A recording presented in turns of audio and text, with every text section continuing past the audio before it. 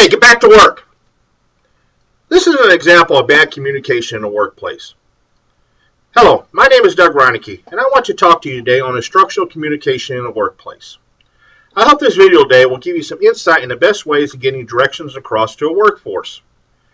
In my field, this is something that I address every day. I am a maintenance and facility manager for a local company that has 3 facilities. In this, I have a staff of 7 across 2 shifts, which makes communication difficult. The best communication starts with yourself. Self-awareness is just as important as the awareness of people you are speaking with. This is best described in a U.S. News article that is on the web. It was written by Hannah Morgan as she speaks on workplace interactions. She gives suggestions as self-awareness with building a reputation, avoid flaunting power, and most importantly, mastering the art of listening. These, well, if done correctly, show people the image that you can be trusted, plus showing that you're open for any input that they have. These will also help to overcome any listening barriers that may influence what you have to say. To achieve excellent communication in a workplace, you must have the ability to encourage a two-way exchange of information.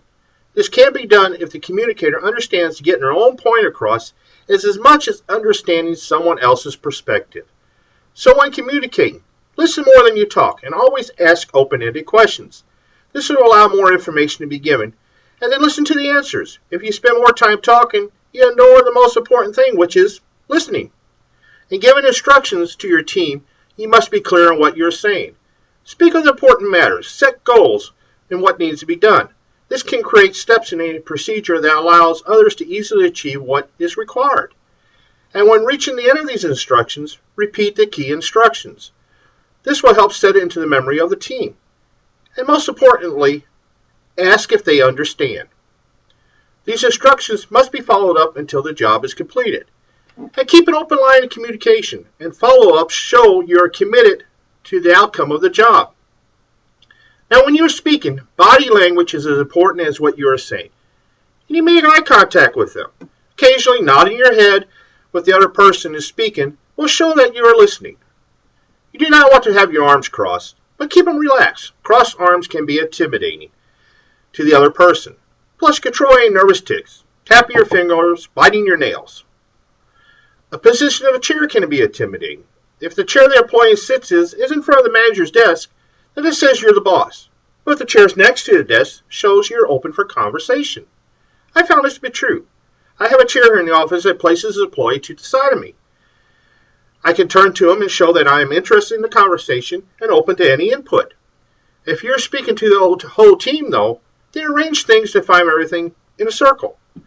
But don't stand in the center. This again shows you're the boss.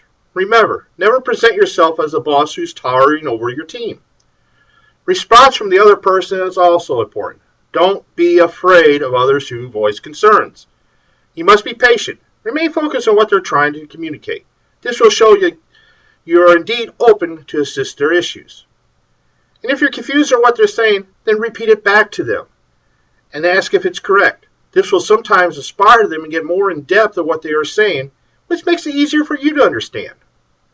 In a textbook that was designed for a communication class, I found written by Stephen and Susan Bede a simple 5-step approach in communications. I found all these to be helpful in any communications with being an easy to remember steps. Step 1 is aware. Be aware of your communication with yourself and others. This would be self-awareness in any situation you enter where communication is involved. Second step, verbal. Effectively use and interpret your verbal messages. Besides getting your own point across, you must listen, understand what other person's perspectives.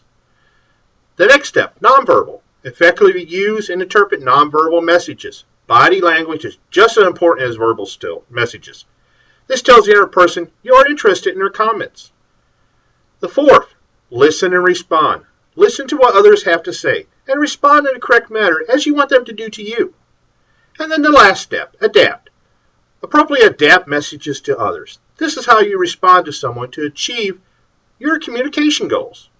But effective instruction communication really boils down to setting clear goals and making sure that all involved are informed on a regular basis with clear messages. Having effective communication is important for your success in the workplace. These skills will lead you to getting ahead in the areas where others have failed. Since there are many forms of communication, it is important to know these skills. With this, you find yourself the ability to understand more than what people are saying and repeating yourself less. Your coworkers will have the confidence to come to you with questions. I hope this video today will give you some insight in the best ways of getting directions across to a workforce that the correct outcome is achieved. But remember that to have communication skills will take time and practice. Each day you will see yourself growing in these skills, and with it your confidence will also grow. This will both lead to you to be a better leader and instruction giver to your team. Thank you for your time.